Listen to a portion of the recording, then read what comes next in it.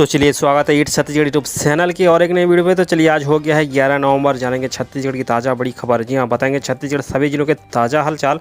तो पूरी खबर के लिए पूरा वीडियो पर बने रहेगा। और अगर आपने अभी तक इस चैनल को सब्सक्राइब नहीं किया तो सब्सक्राइब जरूर से कर दीजिए, साथ ही साथ वीडियो को लाइक और शेयर भी जरूर से कर दीजिएगा, क्योंकि छत्तीसगढ़ से जुड़ी तमाम बड़ी खबरें अपडेट जो है हम इस चैनल के माध्यम से आप लोगों तक पहुँचाते रहते हैं। तो चलिए खबरों का सिलसिला को शुरू करते हैं और आज की पहली बड़ी खबर हम आपको सुनाते हैं। तो आज की पहली बड़ी खबर, जी हाँ, छत्तीसगढ़ मरवाई उपचुनाव कांग्रेस के नाम।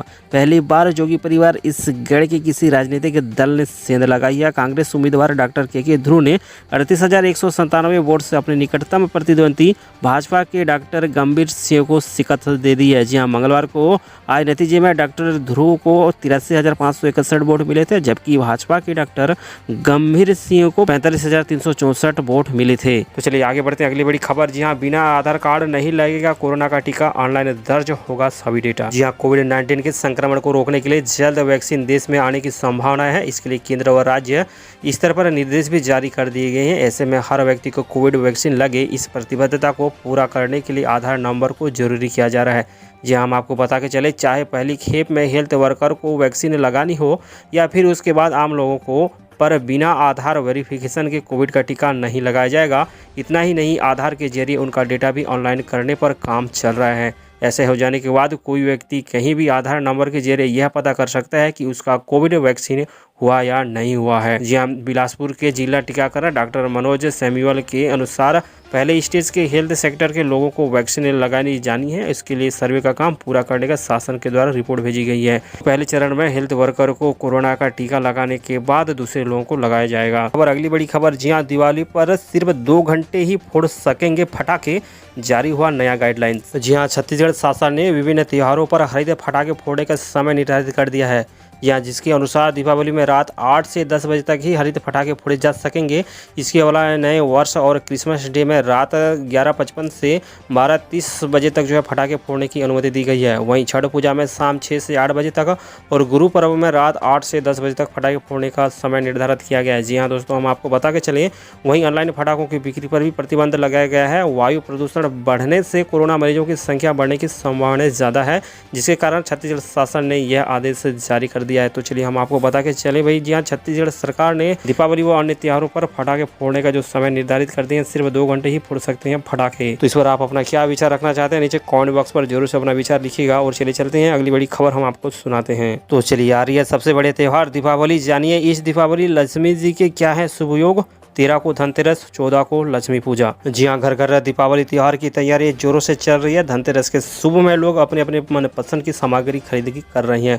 इसके साथ ही पंच महा दीपावली पर्व की शुरुआत होगी। धनतेरस में अपनी पसंद की सामग्रियों की खरीदारी से जहां घर घर कोना कोना दमकेगा, वहीं संध्या पहर भगवान श्री धन्वंतरी के पूजन में 13 दीपों से जगमगाएगा। जी हाँ, पंडितों के अनुसार प्रदोष व्यापिनी तिथि में 13 नवंबर को यह तिथि पड़ रही है, जो श्रेष्ठ फलदायी है। दीपावली के लिए घरों का रंग रोगन करने के साथ ही रंग बिरंगे झालरों सजाया जा रहा है। शाम होते ही मोहल्ले में, कॉलोनी में रंगीन रोशनी बिखरने लगी है। मिट्टी के दिए घर घर पहुंचाने के लिए कुम्हार भाई पहुंच रहे हैं। चलिए इस तरह से जो शुभ मुहूर्त ज्योति के अनुसार बताए जा रहे हैं कि इस बार जो है 13 नवंबर को शुभ मुहूर्त है। इस दिन धन्वंतरी पूजा का श्रेष्ठ योग है। तो चलिए शुभ दीपावली के शुभ योग के बाद आ रही है माध्यमिक शिक्षा मंडल की ओर से खबर। 10वीं 12वीं की पूरक परीक्षा 28 से 5,600 बनाए गए नए परीक्षा केंद्र। जानिए क्या है विस्तार से। जी हाँ, 10वीं 12वीं की पूरक अवसर परीक्षा 28 नवंबर से होगी। इस बार परीक्षा पर 5,600 केंद्रों में आयोजित की जाएगी। पिछली बार पूरक के लिए करीब 400 केंद्र बनाए गए थे।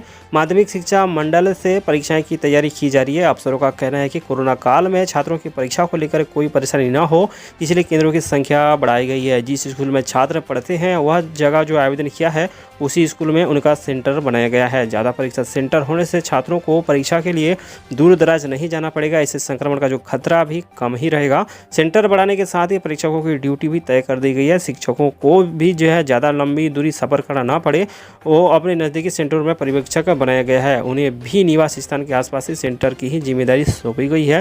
वही गौरतलब है कि 10वीं 12वीं पूरक अवसर परीक्षा के लिए करीब 1,60,000 छात्रों की पात्रता मिली थी, लेकिन आवेदन की निर्धारित तिथि 31 अक्टूबर अक्टूबर तक लगभग आधे छात्र ने आवेदन किया है। तो चलिए अक्टूबर नवंबर का महीना यानी त्योहारों का महीना, जी हाँ, आ रही है छठ पूजा पर विशेष गाइडलाइन। कोरोना का असर इस बार नहीं होगा छठ पूजा पर सामूहिक का आयोजन। जी हाँ भाई, इस बार छठ पूजा पर जो है तोरवा स्थित छठ घाट पर कोई सार्वजनिक आयोजन नहीं किया जाएगा। कोरोना संक्रमण रोकथाम के लिए जारी गाइडलाइन को ध्यान में रखकर सार्वजनिक समारोह नहीं करने का निर्णय लिया गया है। नगर निगम आयोजन नहीं करने संबंधी मुनादी भी कराएगी। इसके संबंध में कलेक्टर BS उइके ने अध्यक्षता में सोमवार को छठ पूजा आयोजन के संबंध में बैठक आयोजित की गई थी।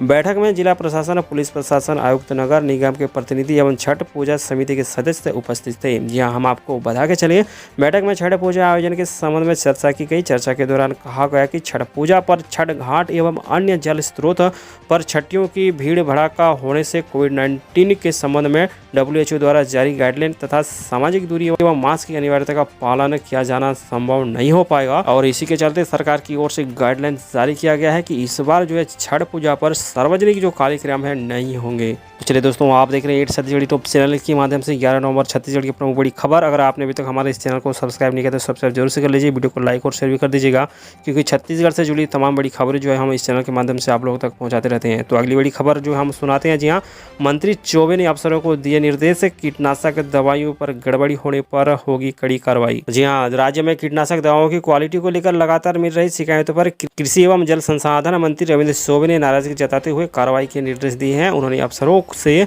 दो टूक शब्दों में कहा कि किसी भी दुकान अथवा सप्लायर के यहाँ क्वालिटी एवं रेट में किसी भी तरह की गड़बड़ी मिलने पर संबंधित फर्म को सील करें और संचालन पर नियमानुसार कार्रवाई करें। साथ ही समितियों अथवा निजी विक्रेताओं द्वारा किसानों को दिए जाने वाले खाद, बीज एवं कृषि यंत्रों की गुणवत्ता पर कड़ी निगरानी रखें। मंत्री चौबे ने कहा कि राज्य में किसानों के हितों को अनदेखी बर्दाश्त नहीं की जाएगी।